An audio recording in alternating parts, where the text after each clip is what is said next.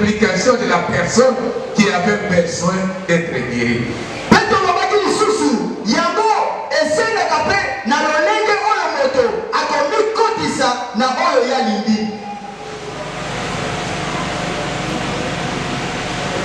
Toi, tu suis quel mouvement? Tu suis le mouvement du vent? C'est comme nous avions dit. Il y en a qui suivent le mouvement du vent. Ils sont beaucoup plus attirés par ce qu'on voit. Oh, lorsque l'ange descendait, personne ne voyait l'ange.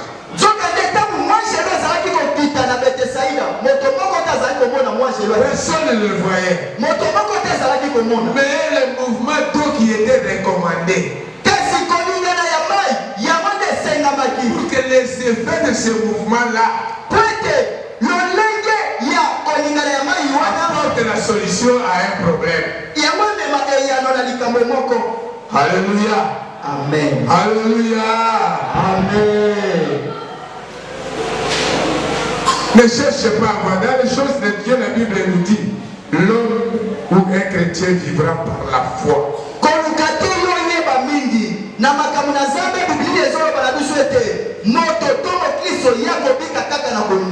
Croire à la parole de Dieu et donne cette parole un degré de confiance. Amen. Et c'est fini.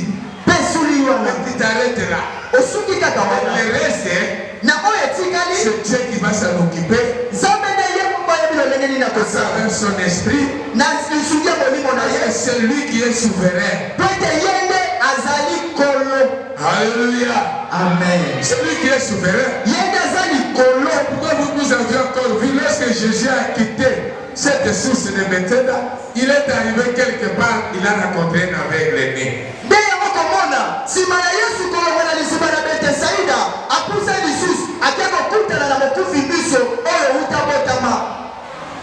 Il a rencontré un aveugle-né qui était là-bas. Alors il commençait à poser à Jésus des questions. Mais cet homme est né aveugle. Est-ce que c'est lui qui a péché? Ou ce sont ses parents qui ont péché? Jésus a répondu. Ici, son problème n'est pas question de péché. Mais pour lui, alléluia, amen. Voilà, nous avions dit, bien aimé, il y a de nous, il y a certaines personnes pour sa vie, c'est Dieu qui s'est réservé une gloire.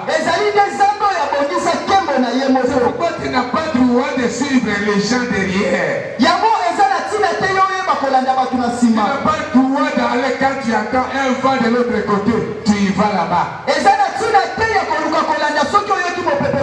il y a un vent de l'autre côté, tu y vas là-bas. Parce que tu te dis, j'ai prié des années. Si le temps de Dieu par rapport à sa gloire n'est pas encore accompli, tu continueras toujours à prier.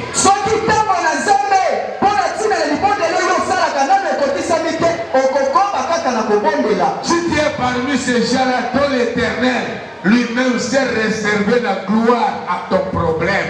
Il y en a qui l'ont vu naître. Il y en a qui l'ont vu grandir. Il est devenu âgé. C'est maintenant la question. C'est lui qui a péché. Ce sont ses parents qui ont péché. Alors Jésus a dit, son problème n'est pas le problème de péché. Vous êtes en train de l'attaquer inutilement. Alléluia. Amen. Parce que son problème, c'est pour la gloire de Dieu. Alors quand il a fini de dire ça, la Bible nous dit qu'il a craché et il a fait la boue au vu de tout le monde. Il n'a pas fait ça à secret. Pourquoi? Le temps de Dieu était accompli pour que cette gloire soit manifestée. Alléluia. Amen. Alors Jésus a fait la boue. Il a pris deux boules. Il a mis ça ici et l'autre de l'autre côté. Il a dit à cet homme, vas-y. C'est la question à Jésus. Et les autres commencent à discuter. Ils ont vu cet homme aller vers Silo aveugle. Mais dans son retour, on l'a vu voir clair. Alors les autres disent, il est semblable à lui. Et les autres disent, non, c'est lui. Voilà pourquoi je t'avais dit, si le temps de Dieu est accompli, il y aura la confusion. Destinée est une destinée de confusion. Cesse d'aller de gauche à droite et de te poumonner.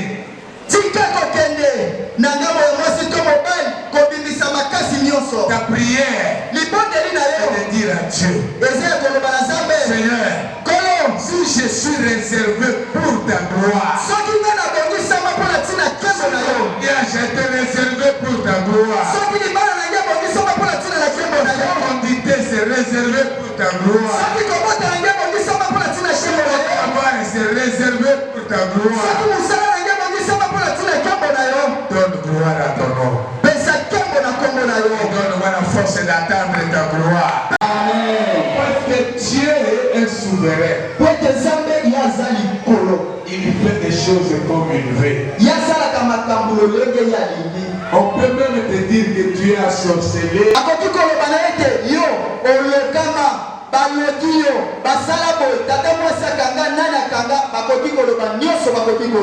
Alléluia. Amen. Mais si tu es réservé pour la gloire de Dieu, ce jour-là, les gens qui peut-être se disaient que c'est nous qui avons fait cela, ils seront dans la confusion. Parce que notre Dieu est un Dieu qui amène la confusion au milieu des ténèbres. Il est capable de changer les circonstances. Il est capable de ramener la vie là où on préméditait la mort. Alléluia. Amen. Alléluia. Amen. Alors ici, bien aimé, cet homme, sa vie était destinée à la gloire de Dieu lui-même.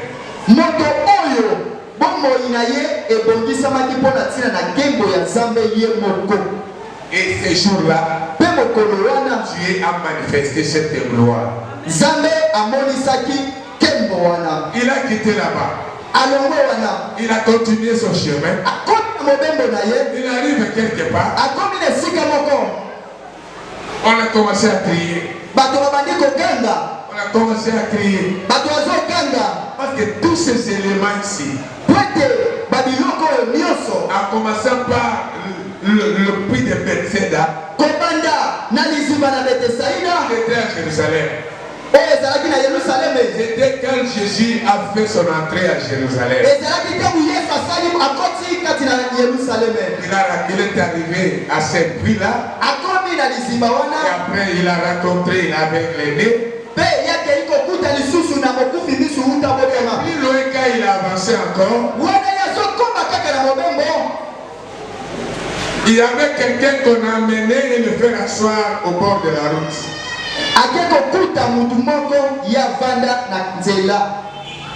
Cet homme, objectif. C'était ça l'intérêt qu'on lui a amené au bord de la route. Et parce que même celui qui l'a amené aussi profitait de cela. Mais le jour que Jésus a fait son entrée, les gens commençaient à crier. Comme je vous ai dit hier,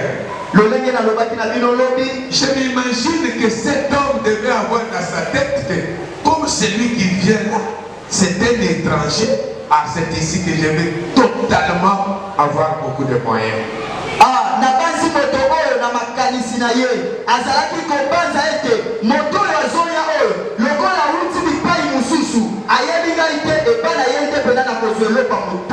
Alléluia. Amen. Alors quand il a entendu le bruit, il a cherché à se renseigner. Qu'est-ce qui se passe? Et non, il y a des cris. Parce que Jésus a fait son entrée ici à Jérusalem.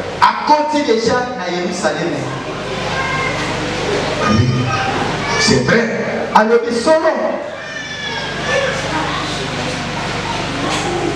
Maintenant, il a compris. Il se posait des questions. Dois-je toujours accepter de rester une charge pour les gens? Ou je peux chercher à être libre pour que je puisse avoir ce que j'ai besoin de moi-même.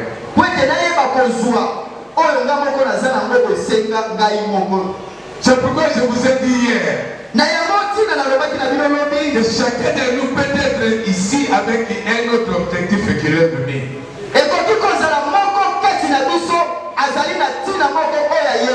Peut-être qu'il y en a qui est venu parce qu'il est venu accompagner quelqu'un qui a dit accompagne-moi à l'église.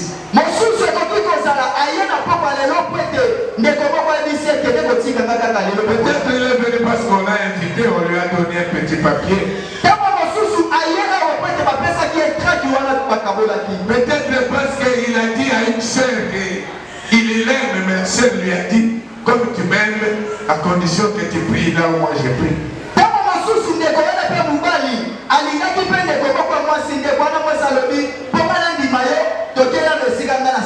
Peut-être le frère a dit à une sœur, il dit non, si tu veux qu'un jour on puisse se marier, tu vas m'accompagner là où moi j'ai l'habitude d'aller.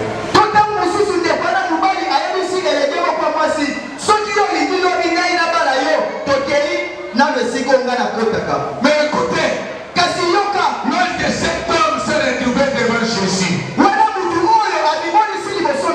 il a minimisé son objectif.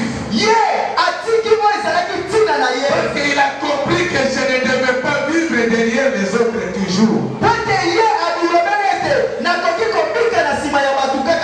Alors il a dit, c'est aujourd'hui.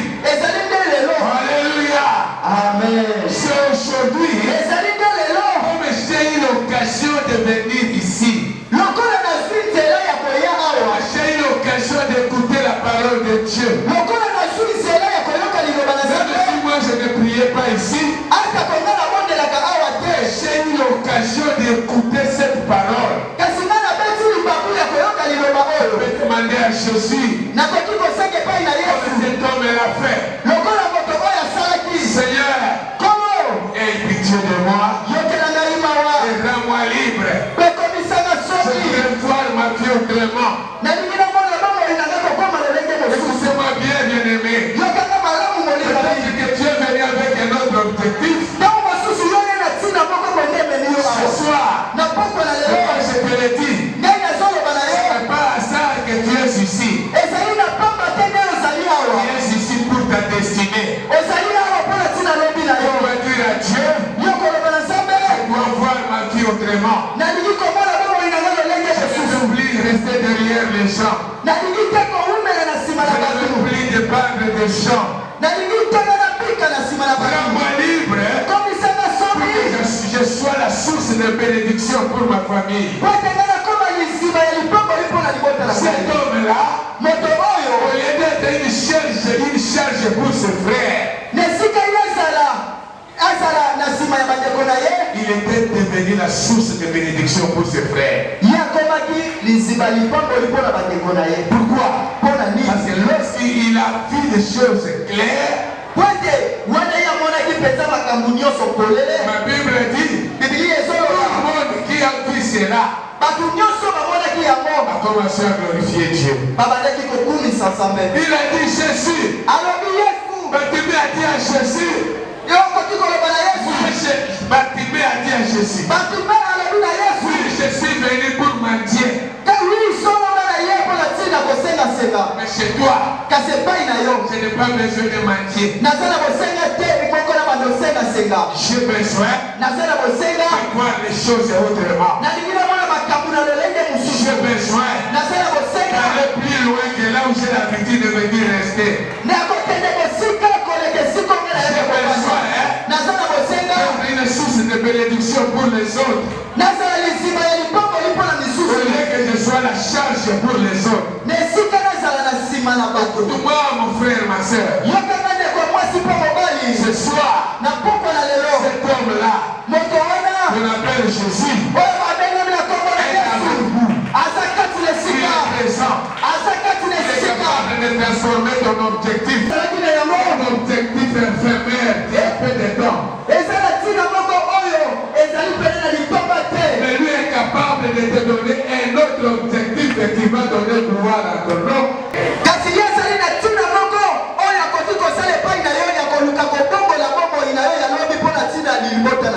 Alléluia. Alléluia. C'est pourquoi nous avions prié hier. Nous avons dit à Dieu, fais-moi grâce. Et moi je te confirme au mois de décembre, au jour de la célébration, tu vas témoigner pour ta vie. Pourquoi nous avions dit, depuis que nous avons commencé le mois de janvier, nous réservons tous les témoignages au mois de décembre. Le mois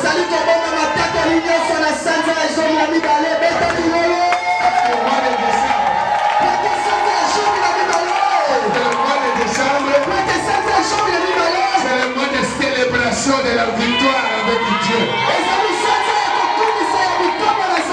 Le mois de célébration, nous allons bloquer l'avenir. De ce côté, toute une grande fête de célébration. Pour la parole de Dieu. Les prières que tu es en train de faire. Lâchez de ces prières que tu es en train de faire. Comme de Dieu, tu auras la récompense. Dieu sera glorifié. Seulement la parole de Dieu. La parole que toi tu prononces pendant tout ce temps de prière dans le monde divin.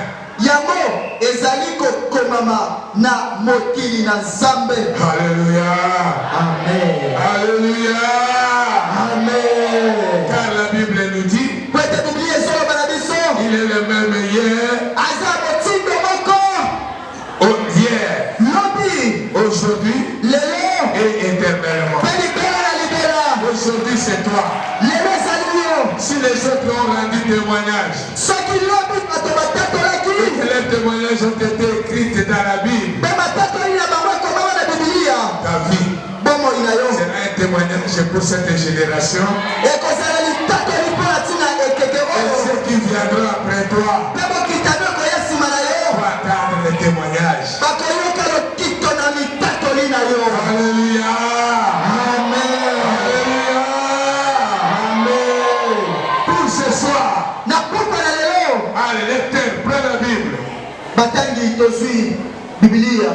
Luc chapitre 13, verset 10. Et ne pouvait pas du tout se redresser. Lorsqu'il la vit, Jésus lui adressa la parole et lui dit, femme, tu es délivrée de ton infirmité. Et il lui posa la main. À l'instant, elle s'adressa et glorifiant Dieu. Priez tout de suite là. Écoutez la phrase en question. Je n'ai pas besoin de tous les textes de versets 10 jusqu'à 17. Non.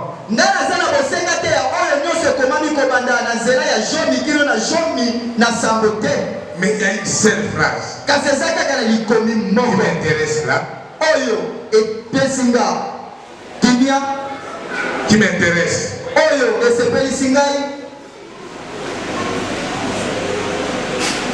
Verset 16. Qui est une fille d'Abraham?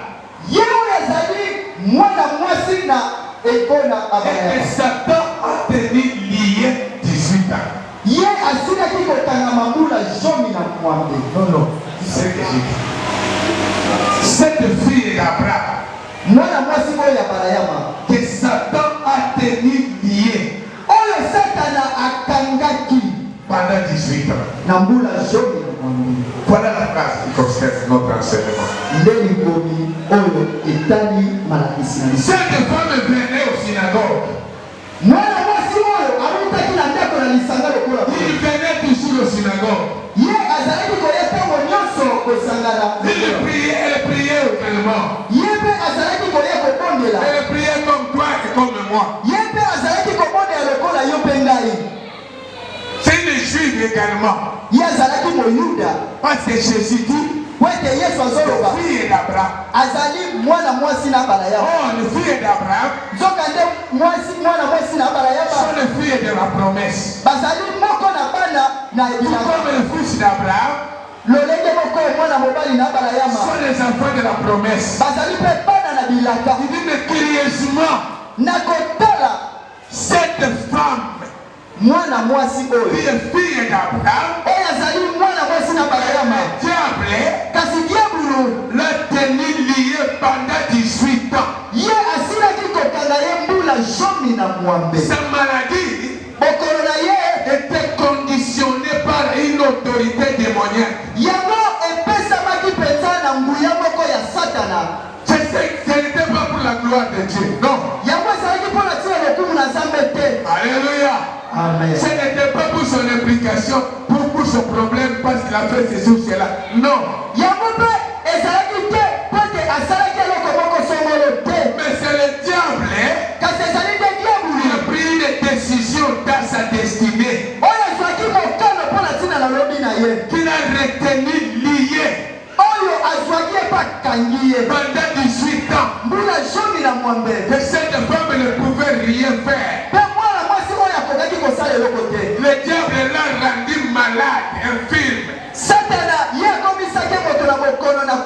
Écoute-moi ce soir.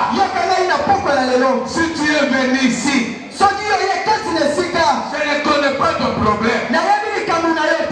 Mais ce que je sais, toi qui es venu, tu es fils d'Abraham. Tu es fille d'Abraham. Si dans ta vie, c'est domaine quelqu'un qui est David, il y a l'implication de main noire diabolique. Moi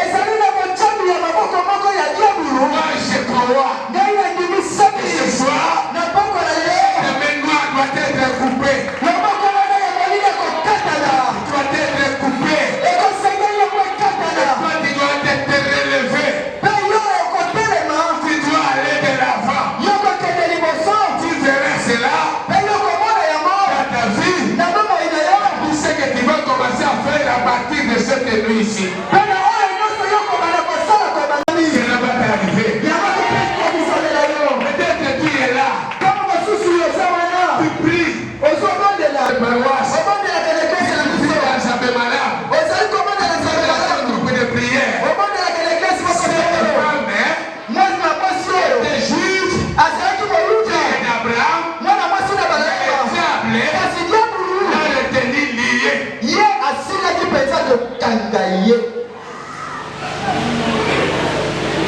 Alléluia. Amen. Et Jésus est venu ce jour-là. Il était en train d'enseigner. Le pire des choses, c'est quoi? Ce que Jésus voyait chez cette femme, les autres ne voyaient pas. Alléluia. Amen. Les autres voyaient cette femme malade. C'est pourquoi je vous ai toujours dit, même si tu as un problème grave, ne sois pas loin de Dieu. Alléluia. Amen. Non, non, bien-aimé. Le diable est tellement risé.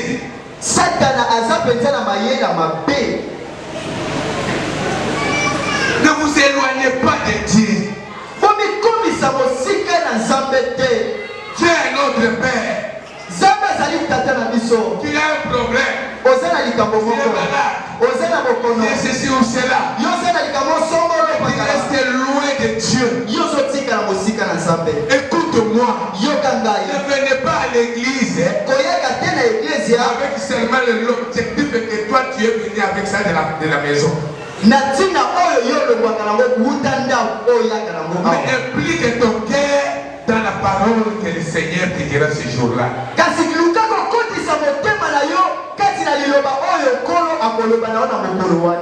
Ne dis pas que je suis venu prier parce que j'avais besoin du mariage. Et comme je suis marié, la prière n'est plus importante. Mais la prière est toujours importante.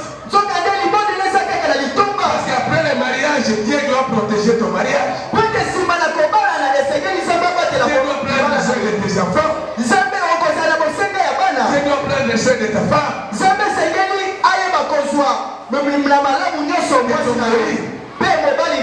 Alléluia. Amen. Écoutez, moi ça me fait très mal. Comme aujourd'hui je suis pressé d'attendre que Sœur Sandrine est morte aujourd'hui.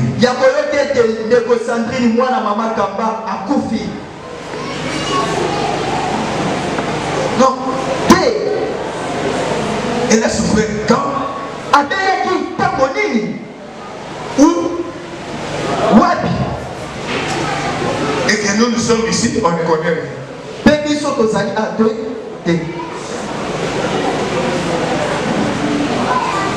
Pourquoi vous devez vous écarter de Dieu?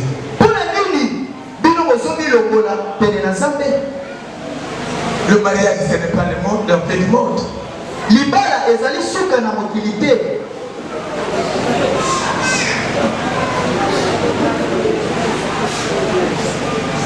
Combien de fois je dois vous dire, Dieu est notre Père. Approche auprès de Dieu.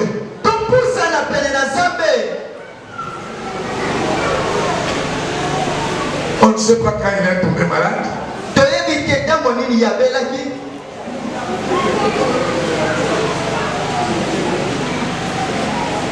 Non.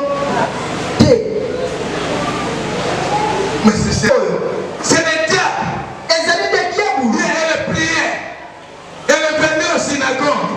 Elle allait au synagogue. Les gens la voyaient malade. Elle ne pouvait pas se redresser. Et les gens se disaient, il est malade. Mais Jésus dit, cette fille n'est pas malade. C'est le diable qui l'a tenu lié pendant 18 ans. C'est-à-dire quoi? Écoute, dans notre marche avec Dieu, il peut y avoir un moment qui peut te retrouver dans la faiblesse. Mais qu'est-ce qui va te sauver? C'est ta présence devant Dieu. Amen. Amen. Nakati na botambo na biso na Nzambe ekoki kokoma na tango moko oyo koki kolembisama. Nini ekobikisa yo ezali ka yo komimonisa liboso na Nzambe. Alléluia. Amen. Alléluia. Amen. Pendant que tu entres dans cette chaleur, croyez-moi, si cette femme-là synagogue. Il allait être délivré. C'était une fille d'Abraham, oui. C'était une fille d'Abraham, oui. Avec une promesse, oui. Mais le diable l'a tenu lié. Mais comme elle avait l'habitude, les saints, la joie de venir au synagogue.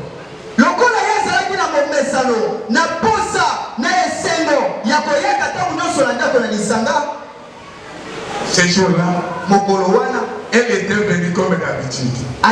Mais pendant que Jésus prêchait, il a enseigné, Jésus a compris. Et cette femme-là, pendant qu'il était là, Jésus lui dit, toi, sois sauvé. Tu es guéri de ton infirmité. Sois délivré. Et il a mis la main sur lui. Et instantanément, cette femme s'est redressée. Alors écoutez les gens. Oh non, non, non, non. Elle ne pouvait pas être guérie aujourd'hui. Aujourd'hui c'est le jour des repos. Au nom de Jésus. Je ne connais pas. Quel est ton domaine? Peut-être je suis en otage. C'est la même chose que je prie. C'est la même chose que je parle à là. C'est la même chose que je sers. C'est la même chose que je te loue. C'est ton domaine. C'est toi Dieu. Je te dis, j'ai besoin, c'est ça. Après ça, il n'y a plus rien. Non, non. En dehors de tout, nous croyons à la vie éternelle. Nous croyons à la vie éternelle. Nous croyons à la vie éternelle. Écoutez-moi bien ce soir. Amen. C'est toi qui crois que ceux qui prient ou qui vont à l'église, c'est parce qu'ils sont pauvres. Tu te moques de toi-même.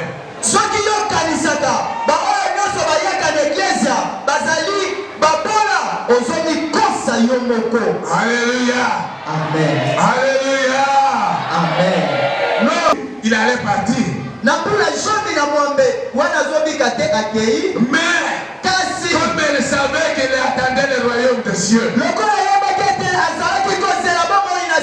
dans cette attente-là, même s'il a rencontré le combat, même si le diable l'a tenu en otage,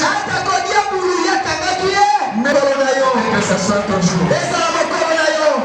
Quelque chose que tu as beaucoup présenté à Dieu des années et des années. Et aujourd'hui, c'est mon jour. Je ne sais pas quel domaine de ma vie le diable, au nom de Jésus, je ne connais pas quel domaine. Peut-être je suis en otage. C'est la même chose que je prie. C'est la même chose que je parle à là. C'est la même chose que je te sers. C'est la même chose que je te loue. Mais si un domaine, c'est toi Dieu. Et à l'otage du diable. C'est le diable qui l'a tenu lié. Et Jésus a été, il s'est mis à colère spirituelle. Quand le chef de synagogue a dit, mais quoi? Aujourd'hui c'est le sabbat.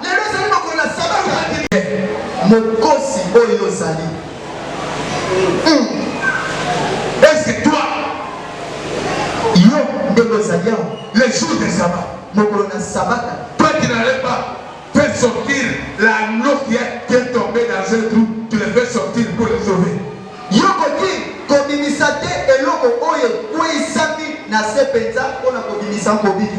Parmi vous,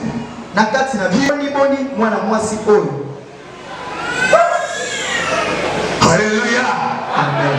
Alléluia. Amen. Les c'est de voir les choses comme un petit enfant. Commence à voir des grandes choses dans ta vie. Et des grandes choses ne peuvent être réalisées et actives. Il y en a qui vivent la vie qui ne leur appartient pas. Mais Dieu est vivant. Mais en réalité, ce n'est pas la vie que tu devrais vivre. Peut-être il y a l'implication de l'ennemi. C'est pourquoi ce soir, chacun de nous, lui-même, elle ne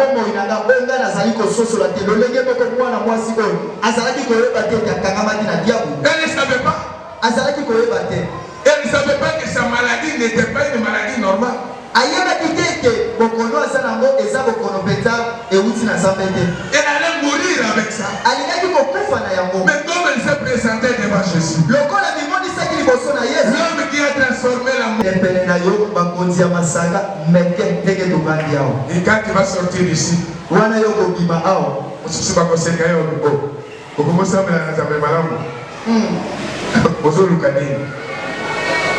parce que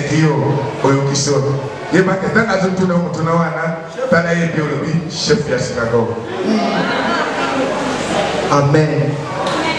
Mais moi je te dis ce soir, la déclaration devant Dieu, tes paroles devant Dieu va changer ta situation. Mets-toi debout. Chacun va dire à Dieu que le diable a pris en otage, que le diable m'a tenu lié, que je ne comprenne pas, que je ne discerne pas, je ne trouve pas avec ta parole. Comme tu as rendu cette femme libre, comme fille d'Abraham, et oppression satanique. Libère-moi de ces liens. Au nom de Jésus. Élève les mains. Toi-même, tu ne connais pas ton où il y a la main noire qui dirige. Et je vis une vie qui ne m'appartient pas. Aujourd'hui, que cette vie s'arrête. Que cette oppression s'arrête. Et délivre-moi de ces liens. Au nom de Jésus.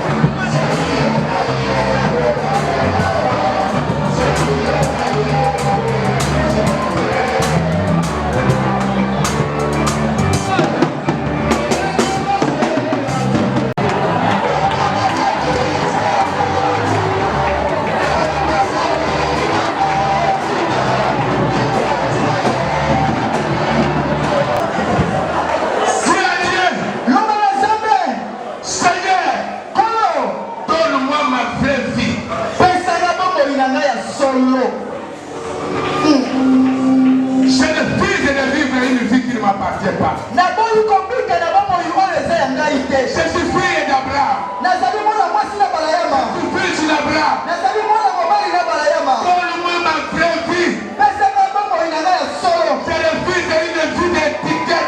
Naboyi